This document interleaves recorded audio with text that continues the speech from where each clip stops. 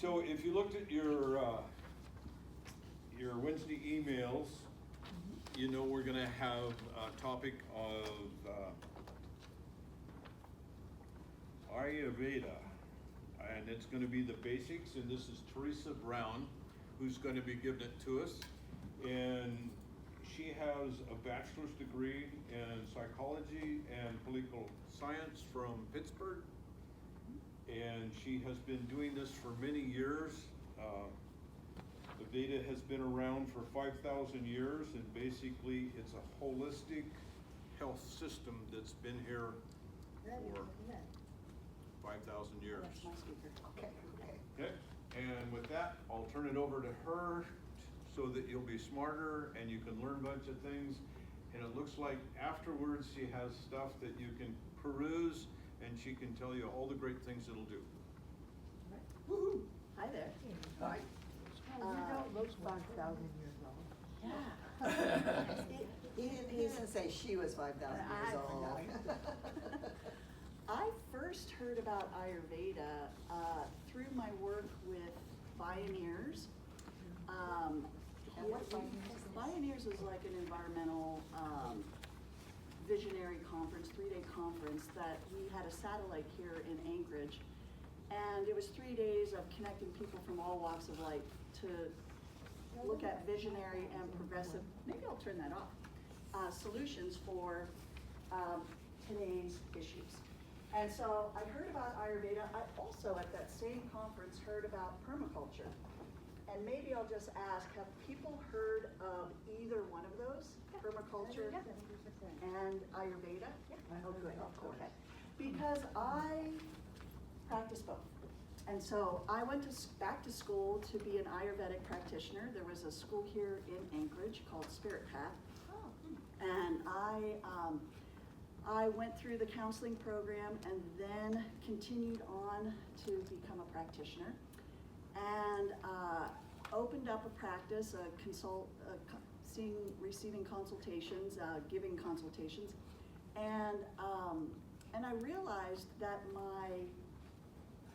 it was slow going in building my practice, and at the same time COVID happened, and so I turned my attention toward turning my house into a greenhouse and growing thousands of starts. And it didn't take me long to realize, well, I've been trained in making these herbal formulas and salves and teas and different, I'm gonna grow the things that I am recommending to my clients. And so I started building gardens, and at the same time, there was an explosion in gardening happening here in Anchorage in 2020. And so I was asked to be a part of a group called Anchor Gardens. And so since 2020, I've been building Anchor Gardens, which we lean heavily in permaculture. And we've been building community gardens. We've been essentially helping people to garden in order to increase food security. And so I just connected those two different lanes and use those community gardens that I'm teaching and building to grow medicinal plants, which then I am using to make my Ayurvedic products. So a lot of the products you see here, many of the ingredients have been grown here in Anchorage, and those that don't, I do source, and I keep everything organic or wild harvested, so they're not over harvested.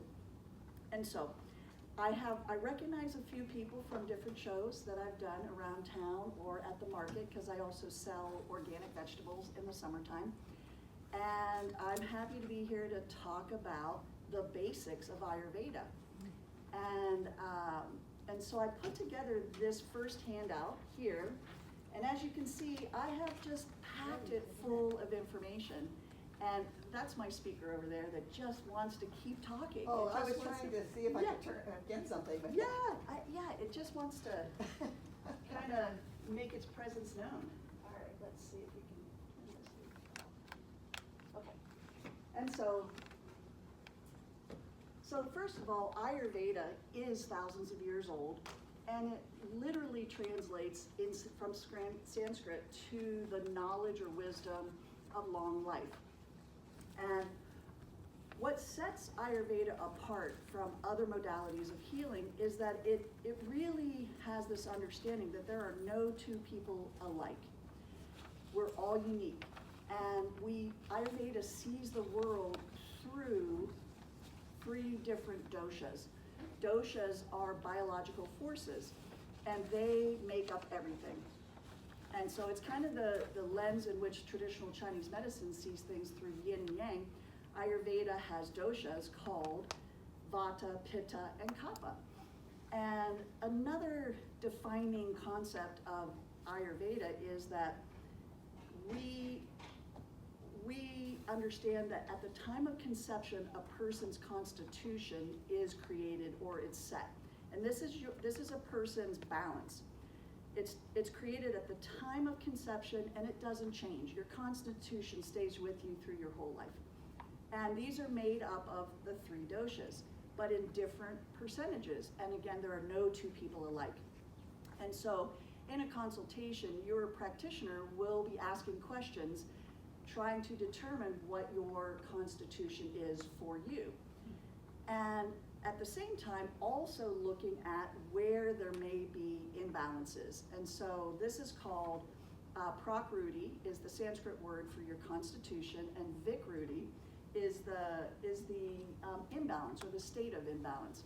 And so the goal of doing an Ayurvedic consultation is to bring you back to your balance, which is different than somebody else's state of balance. So there is no concept of normal for like a group of people. And so what we understand in Ayurveda is that there are 5 elements, and these elements make up the doshas. And the 5 elements are earth, water, fire, air, and ether. And so when we look at the doshas, this is where we'll look at the handout, and we're not going to spend a lot of time going through everything I put on there. I just put it on there as a reference for folks to look at. But if we start with Kapha, Kapha is the dosha that is full of earth and water. So that makes Kapha the heaviest. It has the qualities of heavy and dense, smooth, dull, cloudy. And what is important about those qualities is wherever you see those qualities showing up in the world, we know that dosha is at play. So this is the elegance of Ayurveda, is that it really is based on a very simple concepts, and they just continue to build on each other and create this very elegant system of healing. And so with Kapha, we know what the qualities are because we know what the 2 elements are that make up Kapha. And we understand that there is a Kapha time of life, which is from the birth or conception all the way up to puberty. And we also know there's a time of year. So these doshas govern everything. So time of life, time of year, time of day, the activities that go on in nature, in cellular activity. And so if you understand what each dosha is made of, then you know then you understand what you're seeing in the world or in your body. And so time of year is late winter to early spring. So we are just now wrapping up Kapha, the time of Kapha, and moving into the time of Pitta, and we'll get to that. The time of day, that is the Kapha time of day, this is like more general, meaning in Alaska with our 20 hours of daylight or darkness, it is a little skewed up here for us. However, for the majority of the world, the time of Kapha is from 6 a.m. to 10 a.m. and 6 p.m. to 10 p.m. So 2 times a day, each dosha has its influence at its peak. And so the location of where Kapha is, the home, we should say, of Kapha in the body is the stomach. So if you have digestive, if you've eaten and you have a digestive issue immediately, we know it's Kapha. because kapha is from the time that you put it in your mouth and the entire time that's in the stomach. That's all governed by kapha. So this again is very informative. It's a tool. It's a tool to tell us what doshas is at play, and we'll get to how we handle that or how we pacify that. And so then we have the actions of what kapha brings to the table. And what kapha does, it builds things up. It is the dosha that forms our structure and stability. And the kapha time of life is from conception to puberty, and that's when we're growing. And so that is where kapha is at its highest. It's governing that time of our life. So that tends to mean that, so this shows up in the body as a little more mucus. Like it's anything that's like swelling, mucus, liquid, these are often kapha symptoms. And so kids have a lot of mucus, you know, and they also, I mean, to talk frankly, they do expel things out of the body through regurgitation or vomiting, and that's because kapha's at play this time of life, and they just get rid of it, and that's kapha governs the stomach. So this is just another sort of tying it in together. And so if we move to pitta, the elements that take up pitta or make up pitta are fire and water, and the qualities are hot. They're sharp, they're moist, they're light. The time of life is puberty to menopause, and this is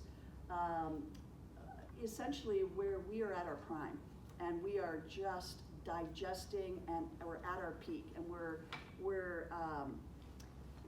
we are pushing ourselves to our limits and at our strongest point in life. And so the time of life is from puberty to menopause, and the time of year is from spring to early fall. So we're just moving into the time of pitta, where we might see things like more heat showing up in the body. And this translates to inflammation or pain, but like of a sharp nature. More redness that might show up on the skin or the eyes. The time of day is when the sun is highest in the day, and that's usually 10 a.m. to 2 p.m. Alaska, that's a little bit later in the day. And the location where the home of pitta is in the body is the liver. It also has a direct relationship on the spleen, small intestine, blood, and eyes. So oftentimes, like the skin shows up red or bloodshot eyes. This is the direct connection to the liver. And so when the liver is heated, it has these outward parts of the body where it shows up. So as a practitioner, I would notice that. I would notice somebody's eyes being more yellow, more red, the skin color. These are all diagnostic tools that we would look for. The actions, pitta governs digestion. It is the fire in the body, so it's your digestive fire. It's transformation. Every cell needs to transform nutrients. It needs to digest nutrients. So every cell has a kapha part, a pitta part, and a vata part. Every system, there's different systems that are governed by each of these doshas. And so this is again how Ayurveda sees or filters the world through. And vata is made up of the elements air and ether, which are very light, cold, subtle. They're variable. They're just like the wind. They don't stay put for very long. And so vata in the body governs the nervous system. It governs motion, things that are moving. It also dries things out, which translates to breaking things down. So you think of things drying out and turning to dust. The time of life is menopause to death. And that also is, as it tears things down, it dries things out, that you can look at our time of life from menopause to death. That makes sense. Time of year is fall to winter, when things start to get cold, more wind shows up, things start to get dry. there's more variability. And so time of day is 2 to 6 p.m. or 2 a.m. to 6 p.m.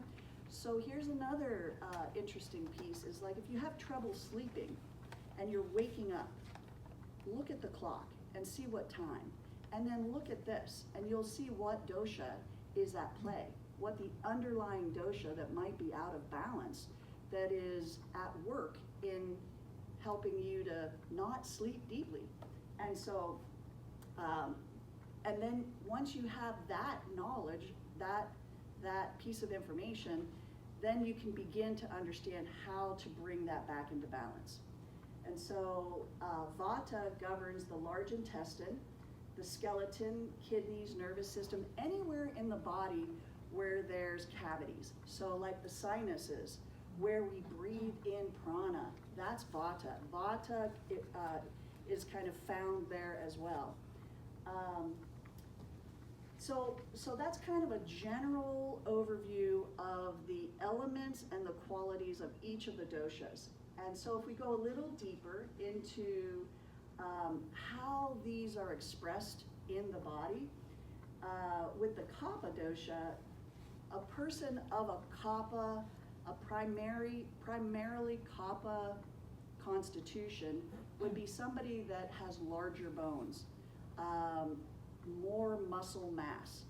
They tend to have really thick, lustrous hair, more on the paler side of skin, but they have they're just a little like sturdier and they're strong. The Kapha constitutions are incredibly strong.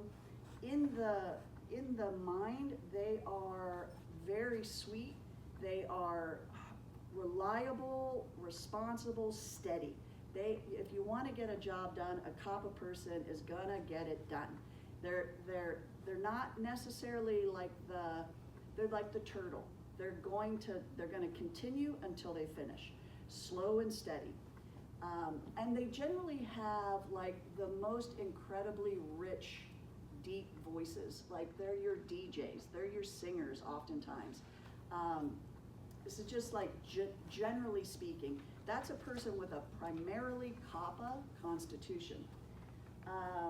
When the Kapha imbalance shows up in the body, it often shows up as swelling, mucus, and congestion. In the mind, it shows up when there's a Kapha imbalance in the mind. It shows up as difficulty letting go. Like a Kapha person gets stuck, they get lethargic. And oftentimes this can be an outward example of hoarding, like holding things close. Kaphas have the lowest metabolism, and so and because of that they put weight on. And when they do put weight, or I should say, they have a tendency to put weight on more quickly than the other two dosha types. And when they do put weight on, they put weight on everywhere equally, not just in one location of the body. So these are just ways that you can see for yourself what rings true. And remember that everyone has all three doshas.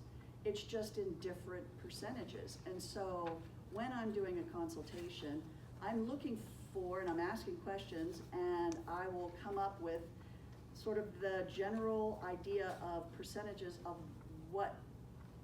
where you are at, what your constitution is. And today, we generally have two doshas that are more of the primary, secondary, and at a much higher percentage than that third dosha. So for instance, I am a Pitta Kapha with very little Vata. And so that's oftentimes how somebody would refer as to their constitution, Pitta Vata, or Pitta Kapha, or any combination. So when we go back to this and we talk about Pittas, we are looking at a person that is of average height, average muscle tone or muscle mass. They tend to be more ruddy complexion. Pittas have the fire in them, so they're going to be red. Redheads redder skin, blue eyes, generally not all blue eyes, but that's generally a hallmark. Pittas are your Olympic athletes. They are your CEOs. They are your overachievers. They will drive themselves. They go, go, go. Their 100% is everyone else's 300%. Like they have a tendency to burn out. Like they overdo it. And so these sayings that we have over time of burning out, they actually are rooted in logic. And so a Pitta has naturally a lot of heat in just their makeup. They are fire and water. And so it's very easy for a person of Pitta constitution to have a higher level of heat and to become imbalanced more easily. And so this person that has a Pitta constitution is somebody that is athletic, they're logical, they're organized, like I said, driven. When they become imbalanced, it shows up as inflammation in the body, redness, rashes, bloodshot eyes, diarrhea, like they can have any kind of burning, acid reflux. You think of all the heated conditions, burning indigestion, acid, GERD, all of that is heat, too much heat, and that's coming from the home of the liver. And so in the mind, it shows up as an imbalance of Pitta in the mind shows up as being more judgmental and critical, more heat in the mind, more anger as it escalates. But with appetite, with digestion, Pittas they have the highest metabolism.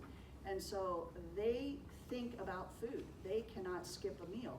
They're gonna burn right through their meal. If they don't get regular meals, they actually start to digest their own muscle quicker than anyone else. Like their metabolism is like their personalities. It's driven. It's very high, and so as opposed to the Kapha metabolism, which is really low. Kaphas love food. They just can't eat as much of it like a Pitta person can. Now with the Vata dosha, they tend to present as tall and very lean. They have more like a thinner muscular build. Hair tends to be a little more wiry, dry, like coarse, where the Kapha hair is lustrous and thick, and the Pitta hair is thin and fine. And so these are very different. So you can kind of see where you can tell a person's constitution by spending time with them. And so the temperament of a Vata person, again, a Vata person has a predominance of air and ether, which is like the wind and variable. And that makes a Vata person somebody who is very sensitive, even psychic. All of us have the capacity to be psychic, but they tend to realize it, and they tend to be more sensitive and realize it earlier or sooner. Vata people are incredibly artistic and are drawn to spiritual professions. They are oftentimes your daydreamers because they can easily leave their own body. Like they're air and ether. And it's a natural state of being to be, daydreaming and communing with nature and the nature spirits and other things, so they tend to not be in their physical body all the time. So a calm and grounded state for a Vata person takes practice. It is not necessarily something that they are accustomed to, that this is their normal state. So when a Vata person is imbalanced, that means they tend to be scattered and unfocused. They tend to not be in their physical body. So if you ask them, what did you have for breakfast? They would be stumped. They would not know. They would be scratching their heads because they're not driven by food. Their appetite is variable, like the wind. They can skip a meal or two, and they don't even miss food. They're not hungry, mainly because they're often not in their physical body to feel hunger, and so or pain. I tell the story that I had a client early in my days of doing consultations who is a nurse, and she had symptoms of lots of pain in her large intestine, and we were working on that. And I'll skip to the end, which is to say that she was constipated, but she didn't know it because she was a Vata person, and she didn't spend a lot of time in her own body to feel the heaviness and the dryness and the pain of constipation. And that was just her normal, to skip meals, to not drink enough water, to be more in her head in her day-to-day, even though this person is a nurse and she knows. So when you have an imbalance of Vata in the body, it shows up as dryness. And it's dryness in the digestive tract. It's dryness of the skin. It's dryness everywhere. And so it also can show up as in the digestion as gas or constipation. And because Vata rules the nervous system, it can really disrupt your sleep. So oftentimes your nervous system is too dry, which is causing insomnia or causing trouble falling asleep. Like the mind just won't slow down. The mind is just racing and chattering. Or if you wake up and sleep very lightly, oftentimes, most likely, it's a Vata root. It's the dosha that's out of balance, the Vata dosha that's out of balance, causing a lot of light sleep problems. And we talked about the appetite being variable. So that's really like generic, broad strokes of these three doshas, and we all have all three in our constitution, but at varying percentages. And so we have this understanding in Ayurveda that like increases like and opposites pacify. So if you have a constitution that is Vata, which is air and ether, and it has the qualities of being dry and cold, and you live in Alaska, the Vata time of year, where it's dry and cold, are going to push you more easily out of balance. So those qualities of dry and cold outside directly impact your health of your body, and they can push you to having the Vata imbalance show up in your body, show up in your mind. And so like increases like. So those qualities outside that match the qualities that you have in your constitution can push us out of balance. Does that mean, because I'm Pitta Kapha, does that mean that I can never have a Vata imbalance? No, all three doshas can go out of balance at any time for any of us. And so the way to bring that dosha back into balance is by applying the opposite quality. So if you have a quality of lightness or dryness, then we want the opposite quality to bring it down, to bring it back to balance. So light, the opposite would be dense, the earth element, dense, heavy. Dry, well, the opposite quality would be moist. Cold, well, it would be warm or hot. So that's the beauty and simplicity of Ayurveda, that it just makes sense. These are things we observe in nature. You wouldn't, like for instance, if we have acid reflux or burning indigestion, which is a heated condition, we would not do well by eating chili or garlic or anything pungent or spicy or hot. Those are all qualities that are going to increase heat. So they're gonna increase that condition, that heated condition in the body.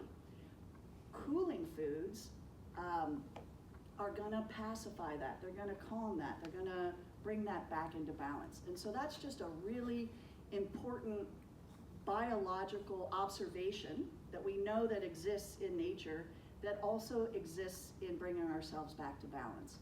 And so when we move down into food and taste, it has this same sort of logic to it. Where vatas they have the qualities of being cold and dry, it's the foods of the opposite qualities that a vata person needs to be eating. And so these qualities are warm and moist, more oily. They're grounding foods. They're foods with the earth element. The earth element foods are foods that are roots. Roots live in the earth. They're your most dense, they're sweet, they're heavy. And these are the foods that vatas need to eat in a higher quantity than like a pitta or a kapha person would need. So we have this concept of 6 tastes in Ayurveda. And we have this understanding that we should have all 6 tastes with every meal. But you don't have them in equal quantities or equal percentages. And the amount of each taste is solely dependent on what your constitution is. And also if you recognize that you're out of balance, what foods and what that dosha is that's out of balance, then you have an understanding of the types of foods that you need to be eating.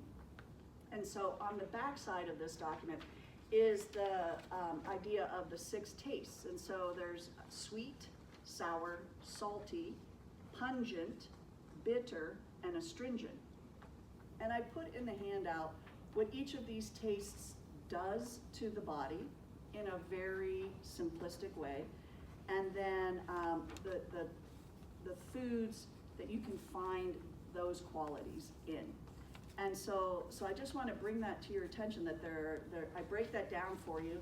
And if we have this understanding of 6 tastes, and we have this understanding that we should have all 6 tastes at every meal, and that could be as easy as squeezing a lemon on your fish, and that lemon provides that sour taste. So it doesn't mean you need to have 6 side dishes with every meal. You can, khichdi, which is a traditional Ayurvedic meal, has all 6 tastes in just that one bowl. So it isn't that complicated, and it shouldn't be hard. But what it does, what having all 6 tastes does, is it gives you that feeling of satisfaction and contentment. And you're not looking for crunchy or salty or dessert, like sweet, because your primary meal, you're satisfied.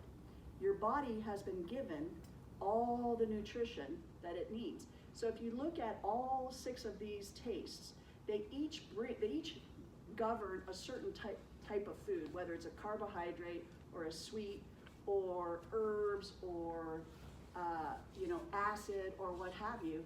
So if you have all of these tastes covered, it's nature's way of saying you're going to get all the nutrition you need. All your needs are going to be met if you follow this concept. And so there's lots of recipes online.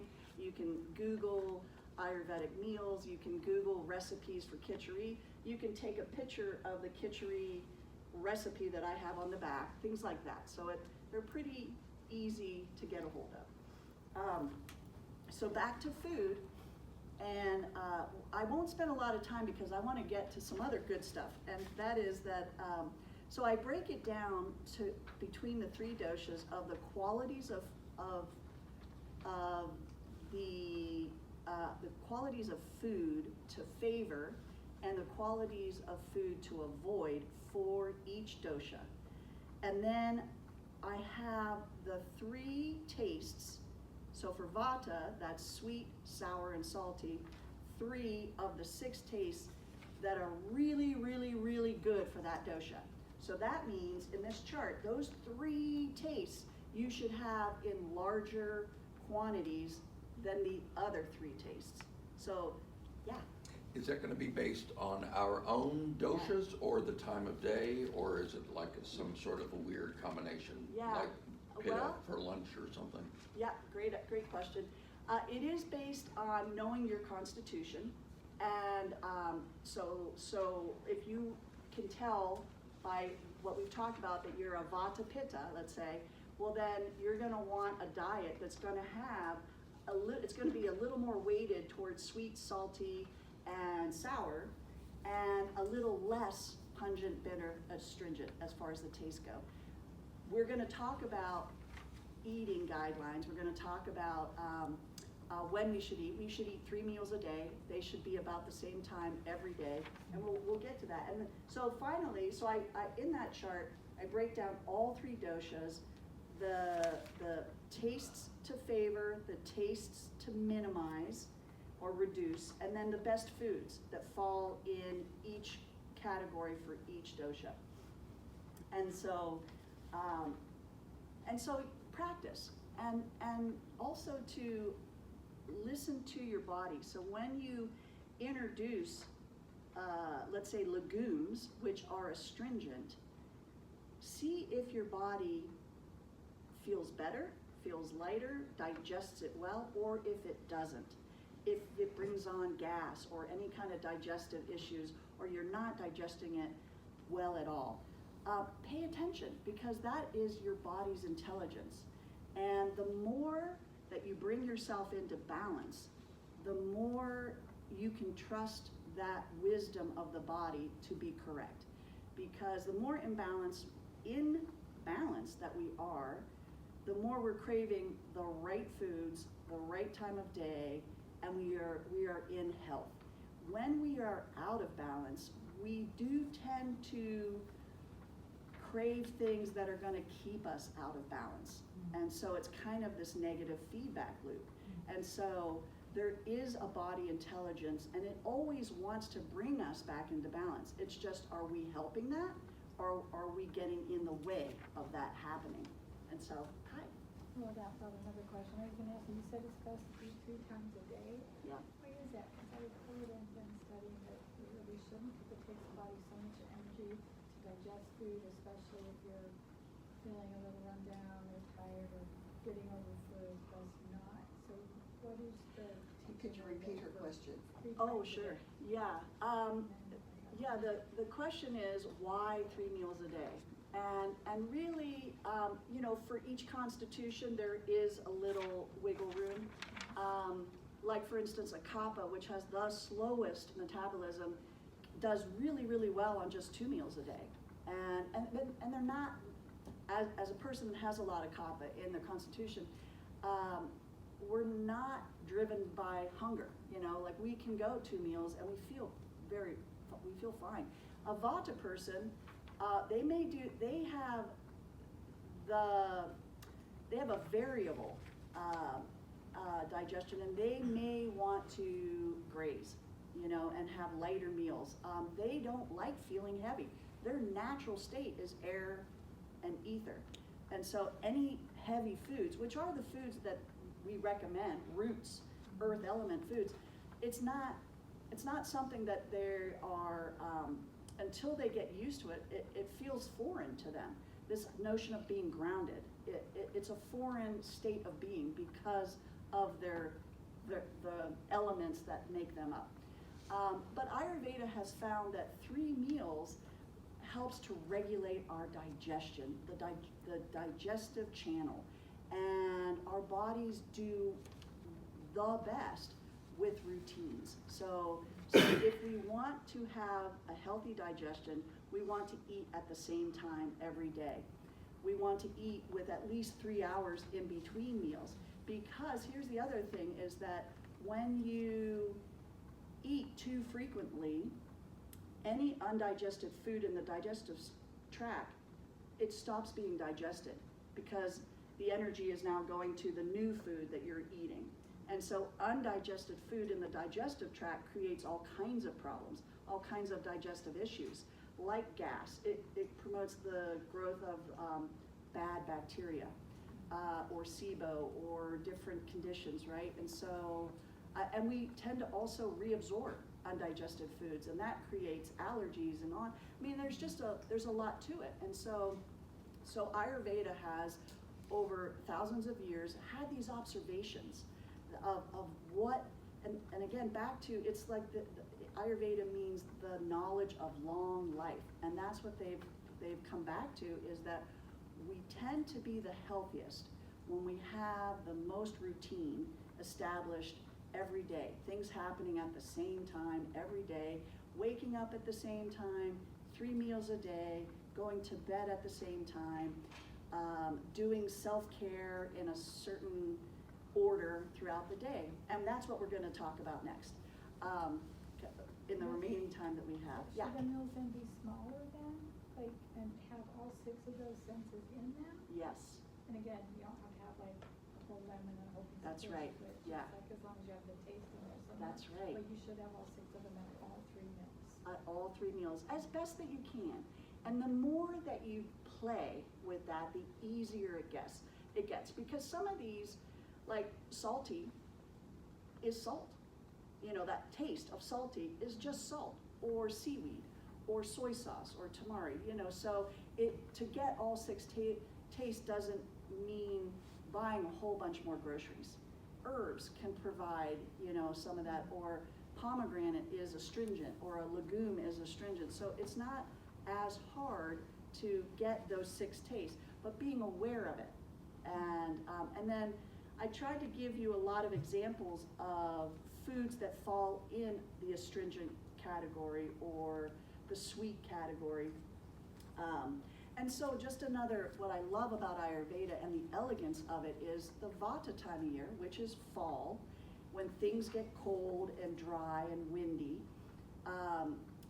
is also the time of year where we harvest the root veggies, we harvest squash, pumpkins, you name it, and those have the most earth element in them, which is the opposite of Vata, that time of year, air and ether, and it is exactly what we're supposed to be eating.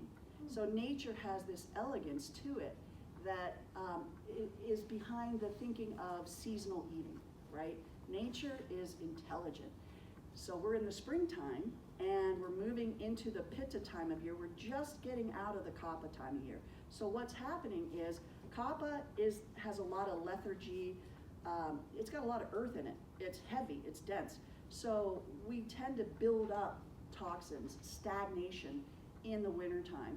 And so when we move into spring, which is the time of Pitta, it's the time of liver. The liver is wanting to cleanse itself now, March, April. And it's cleansing itself of all the accumulation of toxins that were built up over the winter. And what grows in the springtime? But the greens, the leafy greens, which are bitter. Bitter is the most cooling and detoxifying food. It is exactly the things we should be eating naturally for the time of year. It's cooling. Pitta's hot. Pitta has fire and water. And the foods that are growing in nature are bitter, cooling, and detoxifying. So that's just the beauty of nature, and that's the elegance of it. And that's just what, you know, Ayurveda hopes to connect people back to, is this understanding behind why you should eat the foods that you're eating. Yeah. Sorry to interrupt, but I have another question. So if you're eating the foods in the season, which I love that principle because I love nature and how we learn from it, but would that, if you're eating like that, would that take away cravings? Yes. So the question is, if you're eating this way, would it take away cravings? Well, I don't want to use the word cravings as a bad word, because you could be craving. Yeah, because if you're in balance, if you're eating this way over time and you're following the dinachara, which is the guidelines for self-care and routine healthy guidelines for eating, you're going to bring yourself back into balance, right? And so those cravings, when you are in balance, are exactly the things that you need to be eating. Cravings are good in that example. But if we're out of balance and we have cravings, I'm willing to bet that those cravings are cravings that are gonna keep you out of balance. So that's sort of the further out of balance we are, the cravings are going to be those foods and activities that push us out of balance, that continue to push us into an aggravated state. The more in balance we become, then those cravings, those self-care, those routines, those day-to-day things that we're doing help keep us in balance, because we know we feel great when we're doing it. We sleep better. Our digestion's working perfectly. Our mind is clear. I mean, all of these things are an example of good health. And so I hope that answered your question. So let's just quickly talk about those simple recommendations for all doshas. So this goes across, we call this tri-dosha. This goes across, this is good for everybody, and that's routines. Routines, having your regular meals every day, going to bed between 9 and 10, waking up between 6 and 7 a.m. So we're looking at, at least a minimum of 7 hours of sleep, 7 to 8 hours. Now, when you break it down between Vata, Pitta, Kapha, Vatas sleep the less and they need the most. Pittas can do a good solid 7 hours, no problem, generally. Kaphas, we sleep the most because we have a lot of the earth element and we need the least. So if I start sleeping 10, 11 hours, like I did as a kid, that's an imbalance. That is way too much sleep. That's gonna definitely make me lethargic and slow. My mind will be dull because I need to be active. Kaphas who have the most earth need to move, and we don't necessarily want to move. We want to watch TV. We want to eat and whatever, but that isn't what's good for us. Whereas the opposite with Vatas are all movement. They do not sit still. They don't even want to sit still. And so they tend to resist efforts to be grounding and calm, and yet it is the thing they need most to bring that clarity, that focus to the mind. When you're talking to somebody who has a Vata aggravation or a Vata imbalance, they talk a mile a minute and they talk in circles, like they never get to the point. They are all over the map, and that's just the brain taking them down all kinds of different neural pathways, just skipping and jumping, which is ADD. It is ADHD. Like a lot of diseases of a Vata nature are scattered, unfocused. You can also add to that Parkinson's, MS, nervous system, dementia, Alzheimer's. These all are a Vata imbalance. And because Vata tends to dry things out, and it governs the nervous system, those are extreme examples of imbalances like dementia or Alzheimer's, and it doesn't happen overnight. It takes decades of a Vata imbalance to get to that level. And so back to the simple recommendations. Khichdi, which is all 6 tastes in one, if you brought it into your rotation of meals once a week, is really a great ratio. You can also have khichdi as a cleanse in the springtime, a 3-day cleanse. We talked about 6 tastes. Getting out in nature every week is one of the best ways to calm the mind. We call this subtle therapy because we have this understanding that in Ayurveda, we recognize that there are 5 bodies.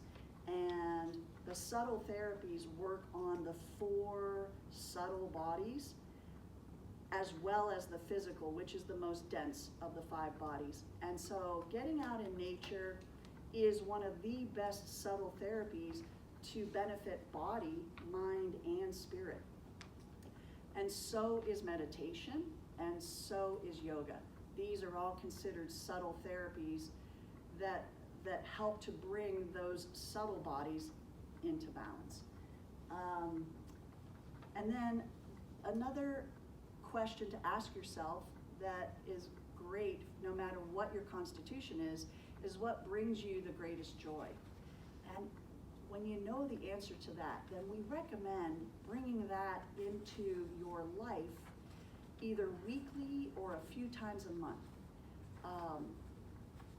Oftentimes there are, and you can draw a line from what brings you your greatest joy to oftentimes that being your dharma or what your purpose is in life. Oftentimes our dharma is the thing that brings us our greatest happiness. And so with the little bit of time we have left, the daily self-care practices, this is sort of like foundational for Ayurveda, where it's all about self-care. We believe in being kind and loving and gentle to ourselves. If you catch yourself harshly criticizing yourself, catch yourself, stop it, interrupt that pattern. That is not serving that's actually too much pitta in the mind. Anything critical, judgmental is too much heat in the mind. That's a state of imbalance.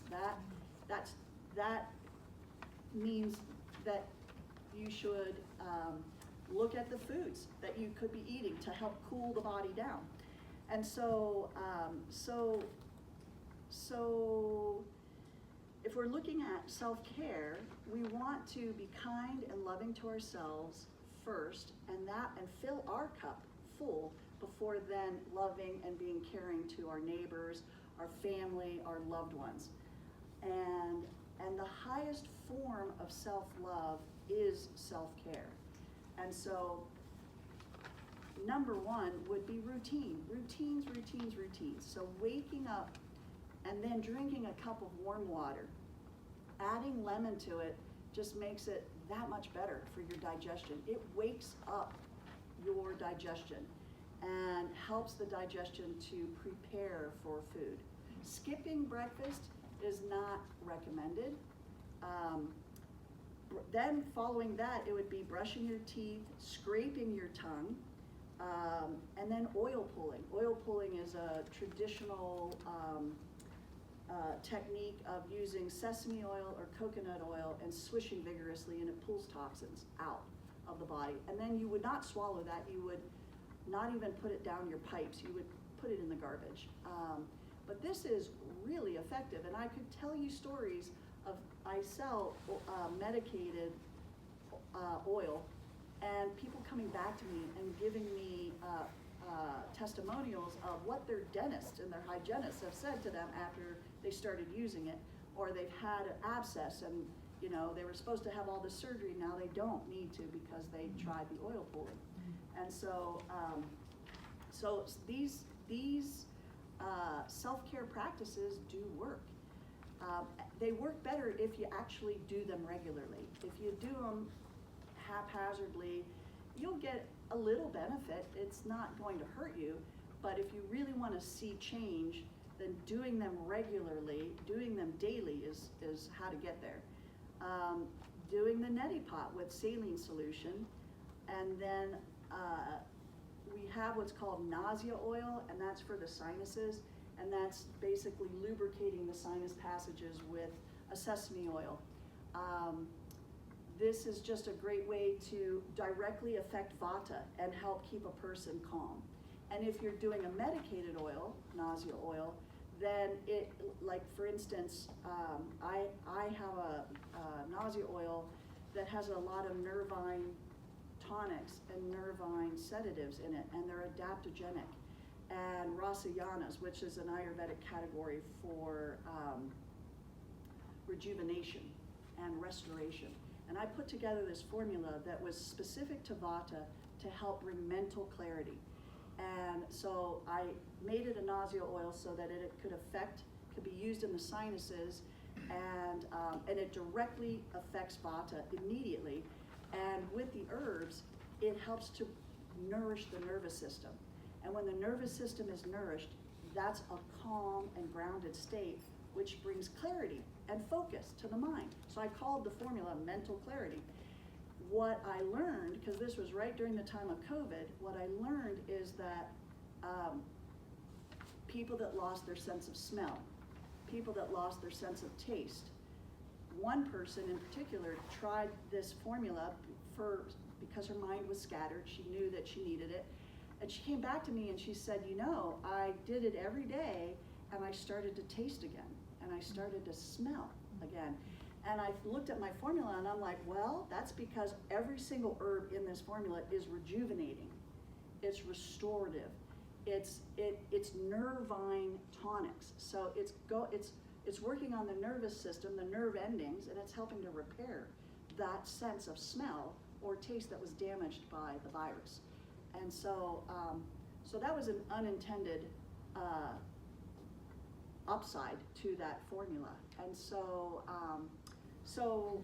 that's a nausea oil, which that's a medicated nausea oil. You could practice putting nausea oil in with just plain sesame, untoasted sesame, and it's going to nourish the nervous system. It's going to promote calm, focused mind. So in the Vata time of day, which is in the afternoon, that 2 to 6 time, that's often when we become ungrounded in our jobs during our day. We need that cup of coffee. You know, feel like we need a nap, holy mackerel, you know. So it's like, if we can nourish our nervous system either through oil or eating like dates, cooked apples, foods that are grounding, that's going to help ground us and pacify Vata, because that's Vata imbalance, that ungrounded time. So when we talk about the Vata, Pitta, or Kapha time of day, we're talking about that dosha being at its highest. That's where it's at its most strongest. And so that's when you're likely to have those aspects of that dosha show up. So that's why that Vata time of day, we could be ungrounded. That's a good time for some earthy food, you know. And so more to the dinacharyas, the self-abhyanga, that's an oil that we would put all over our body. And I consider this, I love to talk about this, because it is considered the highest form of self-care. Self-care being the highest expression of self-love.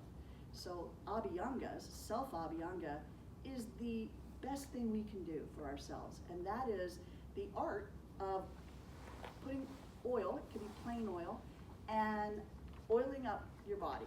And then giving yourself up to 30 minutes to lay there. Like if you had a mat or a towel in a warm room, you would lay there either in a designated set of clothing, like pajamas, that you're willing to let get all oily, or in the buff, pair of shorts, you name it. The idea is that you let that oil stay on your skin for up to 30 minutes. If you only have 10 minutes, that's still good. That's better than nothing, but up to 30 minutes. And then you get in the shower and you let the warmth of the shower penetrate that oil deeper into the tissues. If it's a medicated oil, then those herbs and oil are going deeper into the tissues. And every system of the body is positively impacted. And so we like to say, you know, you can do this once a week, you could do it every day, you could do it seasonally. Like, this is a great way to nourish the nervous system. So if you're really stressed, if you're really anxious, that's a Vata imbalance, that's nervous system.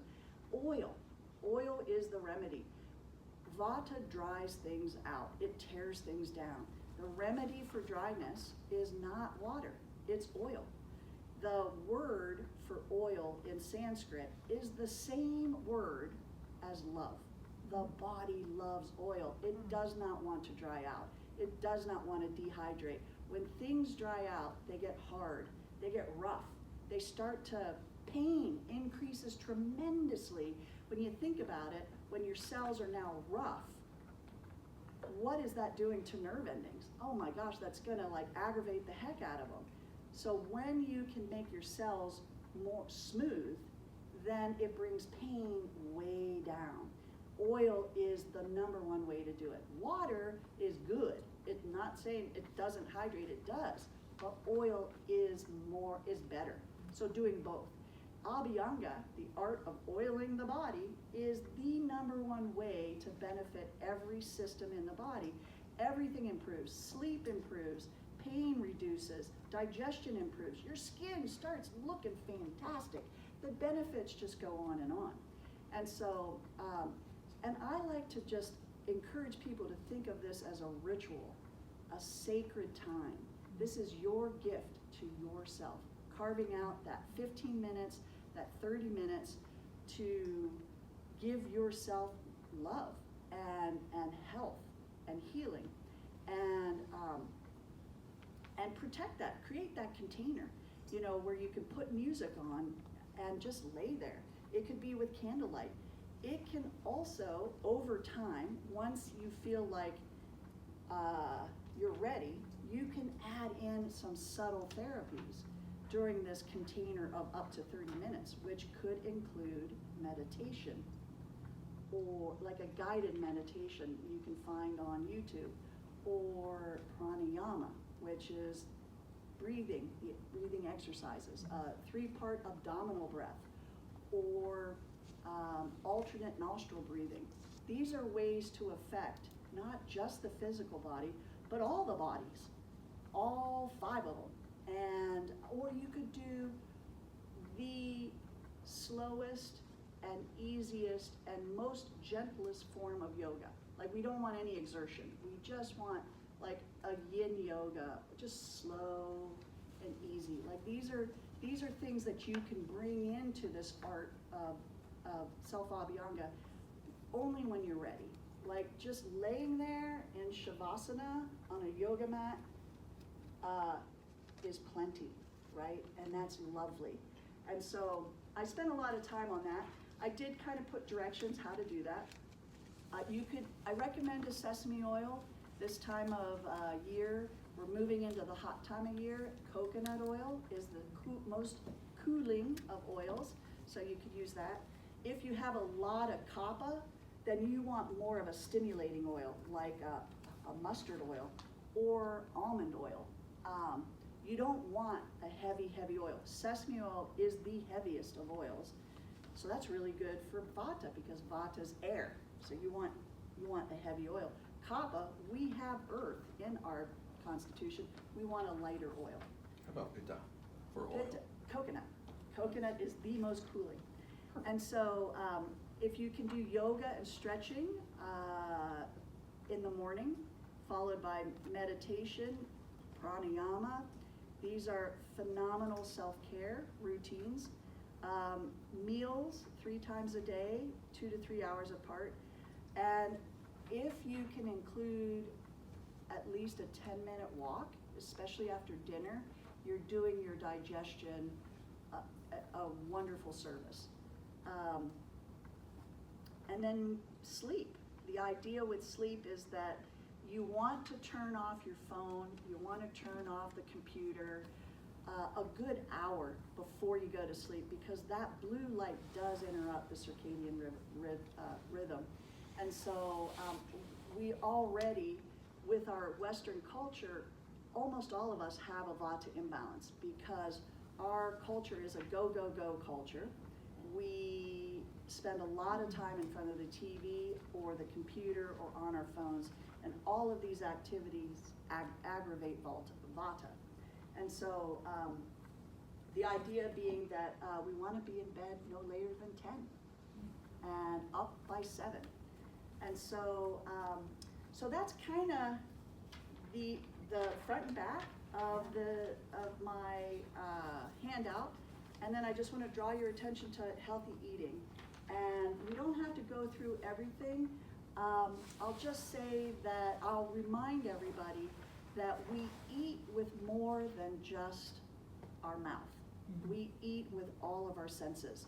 And so when you eat, think about that. Think about the container that you're creating for yourself, and that is peaceful and calm and beautiful to you. So don't eat in front of the TV, but at your dining room table or a place that brings you peace and calm, because you're eating with your eyes, your nose, your ears. Driving and eating is a no-no. Like, these are things that are going to bring indigestion. They're going to bring up interrupted digestion, and so thank you, everyone. This was fun. So, I know that meat is not a part of the East Indian lifestyle. Tell us why. Well, you're right, it isn't. They prefer more of a vegetarian approach. However, when I was a student, we really did inquire about that. And we were like, if you look at indigenous cultures who have been here 10,000 years, they had a heavy meat diet. Like, how can that be wrong? Mm-hmm. And our teacher was like, well, it can depend on where you live, and what is available. And so Ayurveda, which comes out of India, its roots are in a vegetarian diet. However, when you look at around the world and you look at foods that are available and you look at seasonal eating, you have to look at what is available. And so and where your constitution is. So like, so meat can be included. It's not, but we everything in moderation. Like, we wouldn't just eat meat, there is a moderation that is at play, and how you cook your food also plays a role too. So, Well, and that's interesting. The far north Arctic people, it's all meat. right, They're up there growing vegetables. They have no trees or, before, et right, cetera. that's And right. that's why it's so difficult now for that darn group up there that got windstormed and flooded out to be Right. in Anchorage where there's different food. Right, They're suffering big time. right, that's right, yeah. So that, it never quite clicked. In India, they've got cows walking around in sacred environments, and yet they don't eat the darn things. Right, yeah. Where's the Ayurvedic stance on grains? Because you talked a lot about the plant world, but what about grains? Oh, grains, okay. The grains usually unfold cause Yeah. inflammation, so what is your Ayurvedic stance on Yeah, that? and so the question is, where does Ayurveda see grains in the diet? And we love them, but not every bean is the same. Not every grain is the same. Not every vegetable is the same. You have to look at the qualities and the energetics. And that is another thing that sets Ayurveda apart, is understanding these energetics of the foods or herbs or medicines. And so, like, wheat is the heaviest of the grains. So really good for Vata, really bad for Kapha, because heavy, like foods that are heavy, would increase that heavy quality in Kapha. And it would push me into having more potential swelling or congestion. Like, if I do a lot of dairy, boy, I am congested. That has the sweet taste, it has a lot of the earth element in it. And so, but it's really good for Vatas and Pittas. So your constitution matters. And so, same with rice, brown rice, really, really heavy. Good for Vata, not good for Kapha. So we love grains. Quinoa is astringent. Quinoa is really good for Kappas. So I get to still eat a little grain. And it's not, here's the other thing, is that I can still eat some wheat and some brown rice, but not in a huge percentage. Like, if I want to have that as my astringent or my sweet taste, because grain is considered sweet, meat is considered sweet because it's dense. So has a lot of earth. Anything that has a lot of earth in it is sweet by taste. And so, so the way that I would eat those foods that are not good for me is that I have them at a smaller quantity. And I have the tastes that are really beneficial for me in a larger quantity in my meal. And so it's not about never having anything ever again that is bad for you. It's in the right proportion. So.